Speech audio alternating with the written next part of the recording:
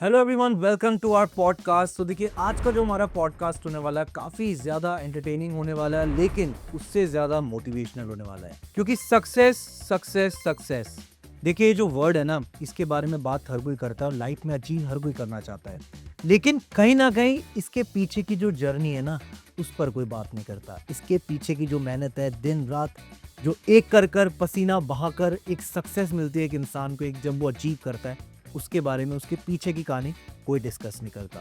तो आज हम ऐसे टॉपिक पर बात करने वाले हैं जो डेफिनेटली आपकी लाइफ को इंस्पायर करेगा। और जो गेस्ट मेरे साथ इस स्टूडियो में मौजूद है, उनका नाम है गुलशन नागपाल सर। वो एक मोटिवेशनल स्पीकर है, लाइफ कोच हैं, एंड उनका जो एक्सपीरियंस है सक्सेस को लेके और फेलियर को लेके बहुत ही ज़्यादा, कह लीजिए, सॉलिड है। द रीज़न इज क्योंकि उन्होंने सक्सेस और फेलियर को बहुत ही करीब से देखा है। And one more thing I want to add कि वो एक रिटायर्ड बैंक मैनेजर रह चुके हैं। अब देखिए, इतना सारा जब एक्सपीरियंस एक इंसान पर हो तो डेफिनेटली पॉडकास्ट के थ्रू हम उनसे ये एक्सपीरियंस आप तक ज़रूर पहुंचाएंगे। तो बिना किसी देरी के इस पॉडकास्ट को स्टार्ट करते हैं और जानेंगे कैसे सोशल मीडिया कैसे हमारे दिमाग को खा रहा है, कहीं ना कहीं हमें फेलियर की तरफ धकेलता लेकर जा रहा है। क्योंकि देखिए, अगर आपको सीरियस रहना है लाइफ में तो कहीं ना कहीं हो सकता है कि आपको इस पॉडकास्ट की ज़रूरत पड़े। जल्दी से इस पॉडकास्ट को स्टार्ट करते हैं। वेलकम गुलशन सर। वही कैसे है सर आप?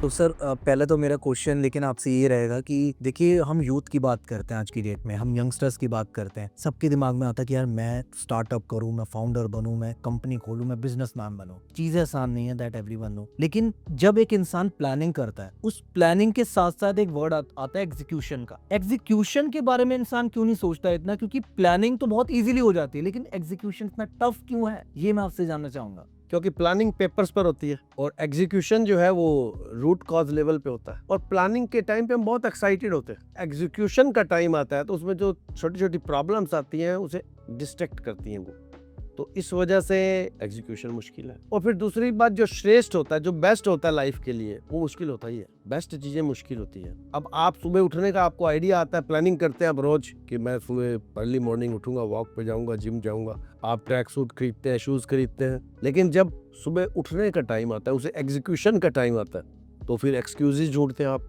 यार रात को लेट सोए थे, क्या करें, छोड़ो, कल सही, कल कर लेंगे। तो एग्जीक्यूशन क्योंकि बेस्ट है इसलिए मुश्किल है, और इसके बिना सब वेस्ट है। मैं आपसे चलिए इसी पे क्वेश्चन करता हूँ। मेरे को यही बताइए कि एग्जीक्यूशन करते वक्त एक इंसान की जो एक्साइटमेंट कम हो रही है, उसका main sole cause reason exactly क्या है आपकी नजर में, एज पर योर एक्सपीरियंस? क्योंकि वो प्रॉब्लम्स जब हम प्लानिंग के टाइम पेपर्स पे करते हैं तो वो प्रॉब्लम सामने नहीं आती। ओके। जब हम उसको रूट लेवल पर जाते हैं तो वो प्रॉब्लम सामने आती है, तो इसलिए हमारा एक्साइटमेंट कम हो जाता है। एक चीज मेरे को बताइए, आज की डेट में क्या हो रहा है, जितने यूथ है, अगर मैं बात करूं, एवरीवन इज कंपेयरिंग। एक कंपैरिजन का फैक्टर आ चुका है। अगर मेरे साथ एक पर्सन है जो अच्छा अर्न कर रहा है, एक अच्छी इनकम है उसकी, एक अच्छा लाइफस्टाइल जी रहा है ना, एक ह्यूमन नेचर, एक ह्यूमन टेंडेंसी आ जाती है कि यार मेरे को भी ना इस लेवल का काम करना है और मेरे को भी इसको कॉपी करना है। उसी की वजह से कहीं ना कहीं मेरे को लाइफ में प्रॉब्लम भी फेस करनी पड़ती हैं। ये जो कंपैरिजन का नेचर है, ये इसको सॉल्व कैसे कर सकता है एक इंसान? आपने बिल्कुल ठीक कहा है, कंपैरिजन जो है ह्यूमन नेचर का हिस्सा है, इसमें बुराई भी कोई नहीं है। लेकिन प्रॉब्लम तब आती है जब हम कंपैरिजन दूसरों से करते हैं। कंपैरिजन दो एक जैसे व्यक्तियों का होना चाहिए, सेम, और ये पॉसिबल ही नहीं है। दुनिया में दो एक जैसे व्यक्ति होते ही नहीं। नेचर ने प्रत्येक व्यक्ति को यूनिक बनाया है। दूसरी बात, सबकी जर्नी अलग अलग होती है जी, हम ये भूल जाते हैं, कंपेयर करते हैं। इसके लिए बेटर ये है कि प्रत्येक युवक जो है अपनी तुलना अपने कल से करे कि कल मैं कहाँ खड़ा था, दूसरों से ना करे। तो कंपैरिजन भी पॉजिटिव रिजल्ट दे सकता है। क्या बात है, बहुत बहुत सही। अमिताभ बच्चन ने कभी अपनी कंपेयर राजेश खन्ना से नहीं की, वो भी उस समय के सुपरस्टार थे। अमिताभ बच्चन ने अपनी कंपेयर जो है अपने कल से की, और सिर्फ सुपरस्टार ही नहीं बने, सदी के महानायक बन गए। Legend sir. ये भी एक Right. कंपैरिजन है।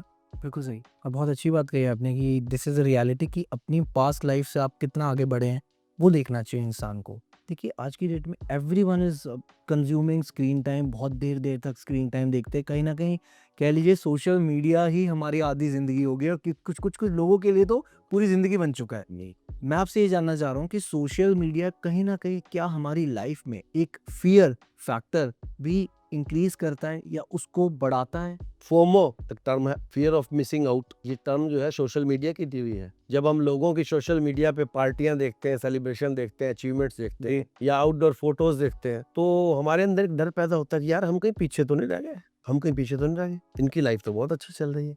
तो ये डर हमारे बीच में पैदा होता है। तो सोशल मीडिया हमारे अंदर डर क्रिएट करने के लिए एक बहुत बड़ा मीडिया साबित हुआ है। ये डिसीज ऐसी पैदा हुई है, इसी से फिर डिप्रेशन और इसी से फिर सुसाइड्स बढ़ रहे हैं और इसी से डर। तो हर एक इंसान पे जब कोई प्रेशर आता है या उसको वो काम से डर लगने लगता है कहीं ना कहीं, तो वो कहता है कि यार मैं ना कल कर लूंगा ये काम, या मैं कल एग्जीक्यूट कर लूंगा।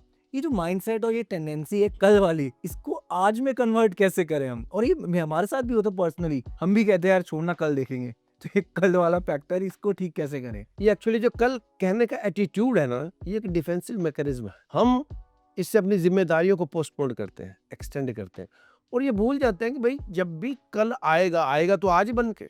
तो जो कुछ भी हमें करना है आज करना है, क्योंकि आदमी का नेचर है कि वो जिम्मेदारियों को टालता रहता है। लेकिन मैं ये कहता हूँ कि जो कुछ भी अगर करना है, अगर जिंदगी में सफल होना है तो आज में करना पड़ेगा। कल तो कभी आता ही नहीं है, कल का कोई एग्जिस्टेंस नहीं है। तो अगर कुछ भी करना चाहते हैं तो आज, यहीं और अभी करना चाहिए। कभी करेंगे पॉसिबल नहीं होगा, कभी कभी आता ही नहीं है। वो कभी आता ही नहीं। देखिए, आप खुद भी एक इन्फ्लुएंसर हैं, मोटिवेशनल स्पीकर है, लाइफ कोच है, तो मैं आपसे जानना चाहूँगा कि एक इन्फ्लुएंसर, एक पर्सनालिटी, एक क्रिएटर जब बहुत ही ज़्यादा सक्सेस अपनी लाइफ में अचीव करता है, कौन से ऐसे वो डार्क फ्रेजेस भी हैं जिन पर आजकल कोई डिस्कस नहीं करता और शायद करना भी नहीं चाहता, क्योंकि सब सिर्फ एक अच्छी लाइफ देखना चाहते हैं?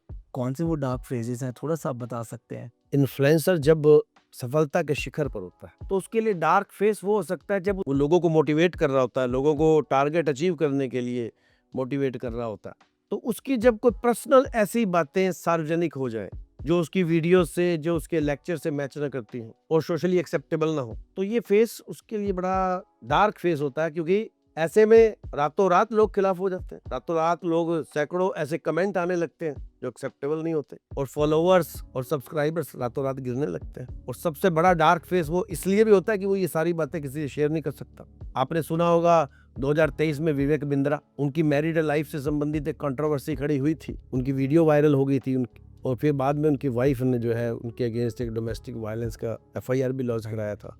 तो मैं समझता हूँ कि इससे बड़ा डार्क फेस किसी इन्फ्लुएंसर की लाइफ में नहीं हो सकता। पर्सनल लाइफ पब्लिक हो जाती है शायद। पर उपदेश कुशल बहु तेरे, लोग कहते हैं यार उपदेश दे रहे थे, खुद का तो पता नहीं है। फिर उनका जो इन्फ्लुएंस है, लोगों पे उनकी बात का इन्फ्लुएंस कम होने लगता है, वो इफेक्ट खत्म हो जाता है। लोगों के माइंड में ये थॉट आ जाता है कि यार ये जो बोल रहे हैं ये खुद क्या है। से रियलिटी है, ये सच है। मैं भी उनको बहुत सुनता था, लेकिन कहीं ना कहीं उन्होंने सबके माइंड में वो चीज़ एक फिट हो गई जस्ट बिकॉज ऑफ दैट। देखिए उन्हें बाउंस बैक करने में कितना मुश्किल हो रही है। तो आज 2026 में बाउंस बैक करने की कोशिश कर रहे हो? कर रहे हैं कोशिश, लेकिन बड़ी मुश्किल हो रही है। एक छोटी सी गलती के कर रहे हैं, वो छोटा सा पर्सनल मैटर पब्लिक हो गया, बस खत्म। अदरवाइज वो कितने बिजनेस के शिखर पे हैं, business coach and leading. Exactly. और आज अगर वो चीज़ शायद ना हुई होती तो आज की सिचुएशन बहुत अलग होती। ऐसे शायद बहुत क्रिएटर्स के साथ भी हुआ है। और ऑब्वियसली एक जो पर्सनल मैटर, बस ये रिवील नहीं होना चाहिए, अपनी पर्सनल लाइफ अलग रखनी चाहिए, इतना मेरे को ये डार्क फेस एक इन्फ्लुएंसर के लिए है।